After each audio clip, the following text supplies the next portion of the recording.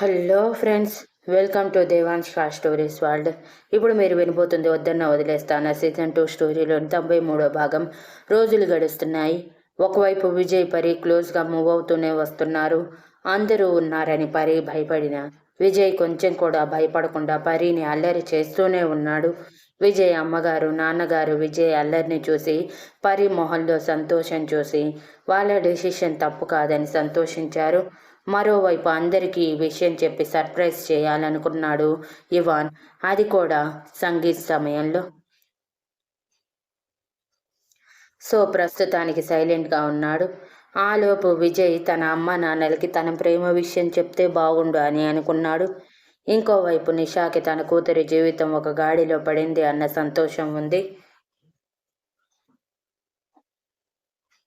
మరోవైపు మోక్షిత్ రక్షిత్కి 1 ఇయర్ వచ్చేయటంతో మరో బేబీకి ప్లాన్ చేద్దామనుకున్నాడు. కానీ ఈషిత 1 ఇయర్కి మరో బేబీ ఏంటి అని చివాట్లు పెట్టి మరీ జ్ఞానోదయం చేసి మరో బేబీ వెంటనే వస్తే ఆ బేబీని నీ చేతుల్లోనే పెడతాను, డైపర్స్ నుంచి ఫుడ్ వరకు నువ్వే చూసుకుంటావు చెప్తున్నాను. ఇంకొకసారి ఈ టాపిక్ తీసుకురాకు. మినిమం పిల్లలు రక్షిత్కి 3 ఇయర్స్ వచ్చాక తర్వాత మనం ప్లాన్ చేసుకుందాం మరో బేబీకి. అప్పటి వరకు నీ అల్లరి కొంచెం తగ్గించు అని చిరుకోపంగా చెప్పింది. ఇక రక్షిత్కి మాత్రం అభయ అభిజ్ఞలే లోక అన్నట్టు వాడి కూడా చిన్నపిల్లాడు అవ్వటంతో పసిపిల్లల చేతుల్ని పట్టుకుని ఆడుకుంటూ ఉన్నాడు. పైగా శక్తి ఎప్పటికప్పుడు వాళ్ళని గమనిస్తూ ఉండటంతో రక్షిత్ పిల్లల్ని ఎత్తుకోవటం, వాళ్ళని ఆగటం, వాళ్ళకేమైనా తినిపించటం లాంటివి చేయనివ్వకుండా జాగ్రత్త పడుతుంది. అలా పెళ్లి 2 రోజుల్లోకి వచ్చేసింది. అప్పటికే ఇటు ఆద్య ఇష్వాన్లని పెళ్లి కొడుకు పెళ్లి కూతుర్ని చేస్తే అటు సాగర్ వాళ్ళు కూడా వేణు ప్రజ్ఞల్ని పెళ్లి కొడుకు పెళ్లి కూతుర్ని చేశారు. ఇద్దరికి ఒకే పెళ్లి మండపంలో పెళ్లి, కానీ ముహూర్తాలు మాత్రం తేడా ఉన్నాయి. ఒకే ముహూర్తంలో పెళ్లి చేసుకోకూడదు అన్న కారణంతో ఇద్దరు ముహూర్తానికి మధ్య 1 గంట సమయం ఉంది. ఆ రోజు హల్దీ కూడా పెట్టుకున్నారు. అన్ని హంగులు ఆర్భాటాల మధ్య ముందుగా ఇటువైపు వేణుని, అటువైపు ఈశ్వాన్ని ఇద్దరిని పెళ్లి కొడుకుని చేస్తూ హల్దీ రాశాక అల్లరి చేశారు కుర్ర జంటలు. అందులో శక్తి కూడా యాడయ్యింది. పిల్లల్ని ఇవాన్కి అప్పగించి వాళ్ళ ఆటల మధ్య తడిచిపోయి ముద్దైన వాళ్ళు మళ్ళీ ఫ్రెష్ అయ్యి పెళ్లి కొడుకుని చేయగా మిగిలిన హల్దీ తీసుకొని శక్తి పుట్టింటికి వెళ్తే పుట్టింటి నుంచి హల్దీ తీసుకొని మళ్ళీ అత్తారింటికి వచ్చింది. హల్దీ రావటమే ఇద్దరికి నలుగు పెట్టాక మరోసారి ఆట మొదలైంది.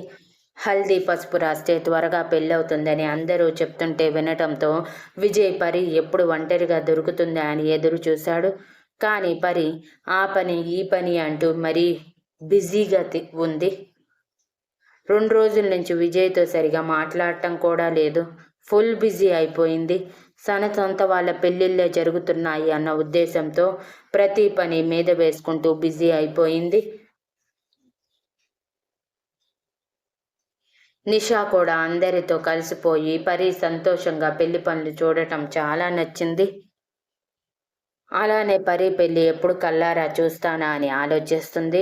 కానీ దానికి సమయం వద్దని ఇంకా బయటికి చెప్పని వాళ్ళ ప్రేమ గురించి ఆలోచిస్తూ అనుకుంది. ఇక విజయ్కి పరి దొరక్క చిరాకు వేసి, ఇది ఎప్పుడు ఈ పనులు చేసుకుంటూనే ఉంటుందా? మొగుడనేవాడు ఒకడున్నాడు, వాడిని చూసుకోవాలి అని లేదు అని పూలు తీసుకురమ్మని ఇషిత చెప్పటం వలన పూలు తీసుకురావటానికి వెళ్తున్న పరిని రూమ్లోకి లాగేసి తన మొహం మొత్తం పసుపు రాసి, రాక్షసి, ఎంతసేపటి నుంచి ఎదురు చూస్తున్నానో తెలుసా నీకోసం, ఇప్పటికా దొరికేది అంటూ చిరుకోపం చూపిస్తుంటే పరి ఏడుపు మొహం పెట్టేసి, ఇలా రాసేసారు ఏంటి విజయ్, ఇప్పుడు నన్ను ఇలా చూస్తే అందరూ ఏమనుకుంటారు చెప్పండి, ఇప్పటికీ ఆల్రెడీ ఒకసారి ఫ్రెష్ అయ్యాను, ఇప్పుడు మళ్ళీ దీని తర్వాత మళ్ళీ ఫ్రెష్ అవ్వాలి, ఏంటండి ఇది అని అడిగితే విజయ్ పరి బుగ్గల మీద ఉన్న పసుపుని తన బుగ్గలతో రాస్తూ తన మొహానికి అంటించుకుంటూ కాబోయే వాళ్ళకి పసుపు రాస్తే త్వరగా పెళ్ళై వాళ్ళ మధ్య ప్రేమ ఇంకా బలపడుతుందంట. ఎవరో చెప్తుంటే విన్నాను. అందుకే చాలాసేపటి నుంచి నీకు పసుపు రాయటం కోసం ఎదురు చూస్తున్నాను. కానీ నువ్వు అసలు టైం ఇస్తేనే కదా. నీ పని నీది అన్నట్టు తిరుగుతూనే ఉన్నావు. ఇప్పుడు దొరికావు కాబట్టి రాసేశాను. ఇలా నిన్ను చూస్తుంటే అచ్చం పెళ్లి కూతుర్ని చూసినట్టే ఉంది తెలుసా అని లెహంగా, అది కూడా వైట్ కలర్ లెహంగా, నడుము ఎక్స్పోజ్ కాకుండా చున్నీతో కవర్ చేసి కట్టుకుని అచ్చం నీలాకాశంలో ఎగిరే పావురంలా కనిపిస్తూ ఉంటే ముచ్చటగా చూస్తూ అన్నాడు విజయ్. విజయ్ మాటలకి పరి చిరుకోపంగా, అలానే ఉంటుందిలేండి, మీకెందుకు ఉండదు? నన్ను ఇలా చేసి మీరు మాత్రం ఎలా నార్మల్గా ఉంటారో అంటూ కోపంతో తన మొహానికి ఉన్న పసుపు మొత్తం విజయ్ మొహానికి రుద్దేసి పారిపోవాలి అనుకుంది. కానీ విజయ్ వదలకుండా తన నడుము చుట్టూ చేతులు వేసి దగ్గరికి లాక్కొని, ఇలా పారిపోతే ఎలా పరి? కాబోయే మొగుడు కోరికలు తీర్చవా అని హస్కీ వాయిస్లో అంటూ రొమాంటిక్గా చూస్తుంటే పరి కళ్ళు వాలిపోయాయి. విజయ్ చూపులు అర్థమవుతున్నాయి. ఎందుకో ధైర్యం చేయలేకపోయింది. విజయ్ మాత్రం వచ్చిన ఛాన్స్ వదలకుండా తన గడ్డం కింద వేలు పెట్టి పైకి లేపి, సిగ్గా పరి, యు నో వాట్, నీలో నాకు ఎక్కువగా నచ్చేది నీ సిగ్గే. నన్ను చూస్తే సిగ్గుపడుతూ బుగ్గలు ఎర్రగా చేస్తావు చూడు, అప్పుడు నీ బుగ్గల్ని కొరుక్కు తినేయాలనిపిస్తుంది ఇలా అంటూ పసుపు వల్ల అసలే ఎర్రగా కనిపించిన బుగ్గల మీద మునిపంటితో నలిపి వదిలి పెదవుల మీద హల్దీని బొటన వేలితో తుడుస్తూ, ఆ తర్వాత నీలో నాకు నచ్చేది ఈ దొండపండు లాంటి పెదవులే, ఎంత జ్యూసీగా ఉంటాయో, ఎంతలా కిస్ చేసినా తనివి తీరదు నాకు, అందులో అమృత భాండాగారం దాచావేమో, ముద్దు పెట్టుకునే కొద్దీ ఇంకా ఇంకా కావాలి అనిపిస్తుంది అంటూ పరి పెదవుల మీద ముద్దు పెట్టుకున్నాడు. అప్పటికే విజయ్ వాక్చాతుర్యానికి సిగ్గుల మొగ్గవుతున్న పరి కాస్త విజయ్ ముద్దు పెట్టగానే ఒక్క క్షణం కూడా ఆలస్యం చేయకుండా మునివేళ్ల మీద నిలబడి మరి విజయ్ చుట్టూ చేతులు వేసి తను కూడా పెదవులు కదిపింది.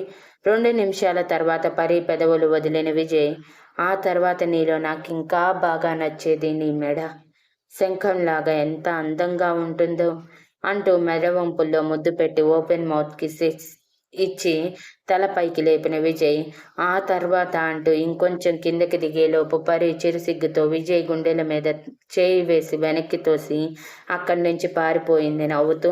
విజయ్ పరిని పట్టుకుందామనుకున్నాడు. కానీ పరి చిక్కకుండా పరిగెత్తడంతో అబ్బా తప్పించుకుంది అనుకుని అక్కడి నుంచి తప్పక హల్దీ జరిగే ప్లేస్కి వెళ్ళిపోయాడు.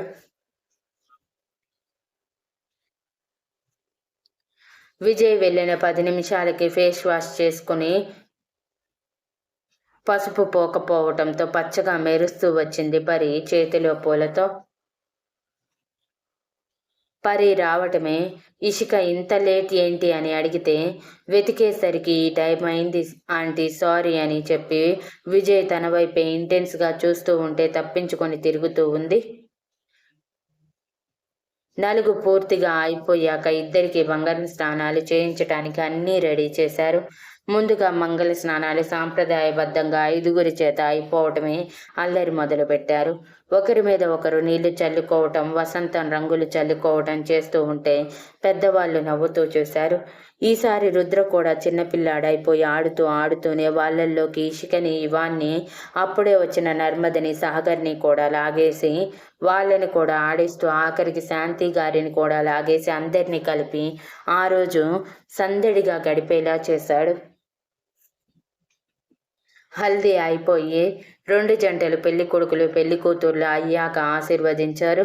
అప్పటికి లంచ్ టైం అయిపోవటంతో వచ్చిన వాళ్ళందరూ ఫుడ్ ఆల్రెడీ ఏర్పాటు చేసి ఉండటంతో తినేశాక కొంచెం సేపు రెస్ట్ తీసుకున్నారు. ఆ రోజు రాత్రికి మెహందీ కూడా ఏర్పాటు చేశారు. ఎవరి పేర్స్ వాళ్ళకి పెట్టాలని కండిషన్ పెట్టాడు ఇవాన్, ఒక్క పెళ్లి కొడుకులకి పెళ్లి కూతుర్లకి తప్ప. పెళ్లి కొడుకులకి డిజైన్ కాకుండా కేవలం అమ్మాయి పేరు లవ్ సింబల్లో అరచేతిలో రాయించుకుంటామని అనటంతో ఓకే చెప్పాడు. ఇక పెళ్లి కూతుర్లు మోచేతుల వరకు మోకాళ్ళ వరకు మెహందీ పెట్టుకోవటంలో బిజీగా అయిపోయారు. పైగా మెహందీ ఆర్టిస్ట్ని రప్పించడంతో న్యూ డిజైన్స్ పెళ్లి కూతుర్లకి ఎంతో అందంగా వేస్తూ మధ్యలో కాబోయే భర్తల పేర్లు కూడా కనిపించకుండా డిజైన్లో కలిసిపోయేలా రాసిస్తున్నారు. ఇక ఒక్కొక్క జంట అరేంజ్ చేసిన పీటల మీద కూర్చొని ఉంటే వాళ్ళ ఎదురుగా తమ సోల్మేట్స్ కూర్చున్నారు. ముందుగా ఇవాన్ ఇష్క కూర్చుంటే పక్కన నర్మదా సాగర్లు కూర్చున్నారు. ఆ పక్కనే రక్షిత గారు, మాధవన్ గారు కూర్చుంటే ఆ పక్కన విజయ అమ్మగారు, నాన్నగారు కూర్చుంటే ఇక పక్కనే మోక్షిత్ ఇషితలు కూర్చున్నారు. వాళ్ళ పక్కన రుద్రశక్తి కూర్చున్నారు. ఇక పిల్లల్ని శక్తి ఆల్రెడీ నిద్రపుచ్చేసింది. వాళ్ళతో పాటే రక్షిత్ కూడా నిద్రపోయాడు. వాళ్ళ దగ్గర శాంతి గారిని ఉంచారు. అందరు ఆడవాళ్ళు చేతులు చాపి నవ్వుతూ తమ పార్ట్నర్స్ వైపు చూస్తే వాళ్ళు చిలిపిగా చూస్తూ చేతిని పట్టుకుని మొబైల్ ఓపెన్ చేసి మెహందీ డిజైన్ ఓపెన్ చేసి జాగ్రత్తగా చూసి డిజైన్ వేస్తూ ఉన్నారు. ఇషిక ఇవాన్ వైపే చెంప కింద చేయి పెట్టుకొని చూస్తూ ఉంటే ఇవాన్ ఆ చూపులు గమనించి, ఏంటి అలా చూస్తున్నావు? అంత నచ్చేశానా? ముద్దు పెట్టుకోవాలనిపిస్తుందా అని అల్లరిగా అన్నాడు. ఇషిక ఇన్నోసెంట్ ఫేస్తో అవును అన్నట్టు తల ఊపి, మా ఆయన ఎంత ముద్దుగా ఉన్నాడో ఈ కుర్తాలో, రియల్లీ హ్యాండ్సమ్ నా మొగుడు.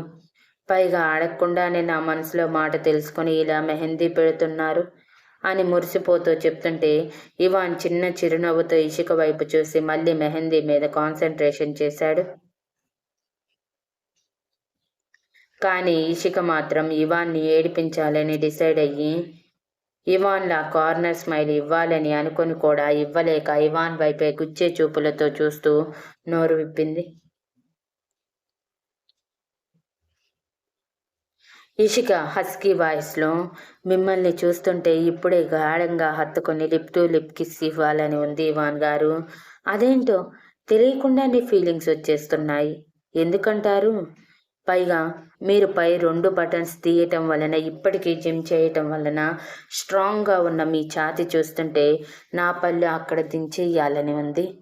ఎంత రొమాంటిక్గా ఉన్నారో. ఆ రోజుల్లో నన్ను ఎంత టార్చర్ చేసినా మీ ప్రతి టచ్లో నేను ప్రేమని మాత్రమే వెతుక్కున్నాను. అందుకే ఆ రోజులు గుర్తు చేసుకున్న ఇప్పటి వరకు నేను ఎప్పుడూ బాధపడలేదు. పైగా అందమైన జ్ఞాపకాలుగా నా మదిలో ఇప్పటికీ ఉన్నాయి.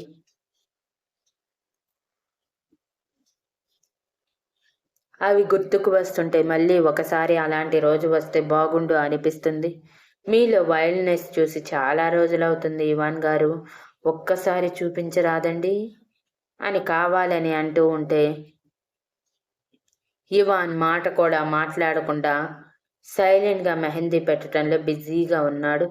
ఇవాన్ నుంచి రియాక్షన్ రాకపోవడంతో ఇదేంటి ఇవాన్ గారు ఒక్క మాట మాట్లాడటం లేదు, నేను ఇలా అంటే చాలు ఎత్తుకొని వెళ్ళిపోతారు కదా, మరి ఇప్పుడు రియాక్షన్ లేదు అని అనుకుంటూనే, ఏంటి బంగారం, నేను చెప్పేది అబద్ధం అనుకుంటున్నావా అని అమాయకంగా మొహం పెట్టి అడిగింది. ఇవాన్ తలెత్తి సూటిగా ఇషిక వైపు ఒక చూపు చూశాడు. ఆ చూపులో రొమాంటిక్ ఫీలింగ్స్, అందులోనూ ఇషిక అలా మాట్లాడటం వలన బ్లష్ అవుతున్న బుగ్గలు ఎర్రగా కనిపించాయి.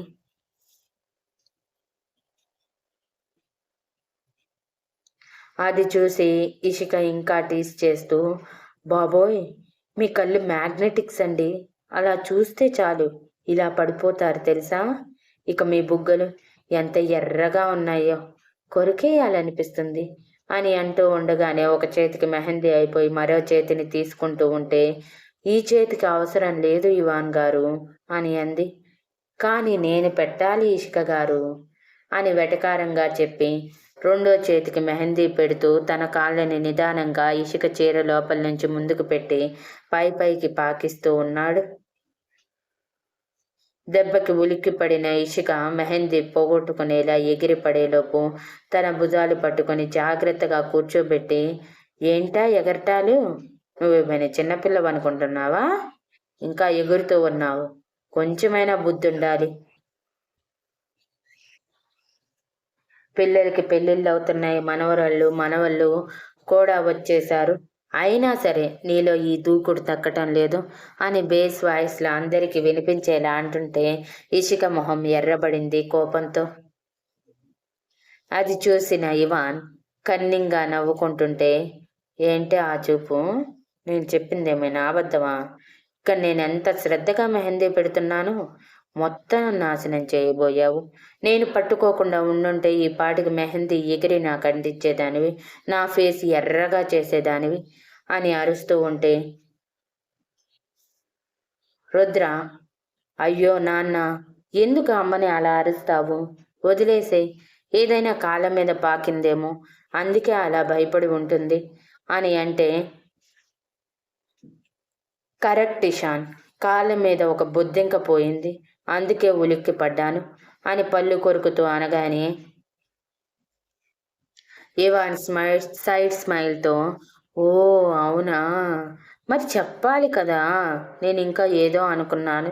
సరేలే, ఇప్పటి నుంచైనా సరిగా కూర్చో అని చెప్పి ఇషిక చేతిని పట్టుకుని మెహందీ పెట్టడం స్టార్ట్ చేసి, ఏంటి, నన్ను చూస్తుంటే కొరుక్కు తినేయాలనిపిస్తుందా? నాలో బీస్ట్ కావాలా? నా బుగ్గలు ఎర్రగా ఉన్నాయా? నా కళ్ళల్లో నీకు వేరే భావం కనిపిస్తుందా?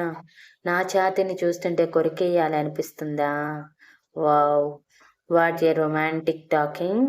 పెళ్ళైన ఇన్నేళ్ల తర్వాత నీ నోటి నుంచి విన్న మొదటి రొమాంటిక్ టాక్ ఇది. లైఫ్ లాంగ్ గుర్తుండిపోతుంది. అయినా నువ్వు టెన్షన్ పడాల్సిన అవసరం లేదు. నీ మూవీల్లో ఇంకా బీస్ట్ అలానే ఉన్నాడు. మెహందీ అయిపోని నాలో బీస్ట్ మోడ్ ఏంటో చూపిస్తాను అని అన్నాడు. దెబ్బకి ఇషిక భయపడిపోయి, సారీ ఇవాన్ గారు, ఏదో ఎప్పుడు మీరు అలా మాట్లాడుతూ ఉంటారు కదా, ఒకసారి ట్రై చేద్దామని అలా అన్నాను, అంతేకాని మీ చేతుల్లో బలవ్వాలని కాదండి. అమ్మో, అప్పట్లా మీరు బిహేవ్ చేస్తే నేను తట్టుకోలేను, అసలే ముసల్దాన్ని అయిపోతున్నాను, కొంచెం కనికరం చూపండి అని అంటే ఇవాన్ ఒక్క చూపు చూశాడు. ఆ చూపుకి అర్థం తెలుసుకున్న ఇషిక, ఓకే ఓకే, నేను ముసలిదాన్ని అయితే మీరు ముసలోడు అవుతారు కాబట్టి ఒప్పుకోరు. నేను ఒప్పుకుంటున్నాను, నాకేమీ వయసు అయిపోలేదు, నేను ఇంకా పడుచు పిల్లనే, ఇంకా చెప్పాలంటే మీ ముద్దుల ఇషికని, మీ ప్రాణాన్ని. కాబట్టి నా విషయంలో మీరు అసలు వైల్డ్గా రియాక్ట్ కారు, నాకు తెలుసు అని నవ్వుతూ బిస్కెట్స్ వేయటానికి ట్రై చేసింది. కానీ అక్కడ ఉంది ఎవరు? ఇవాన్ కదా.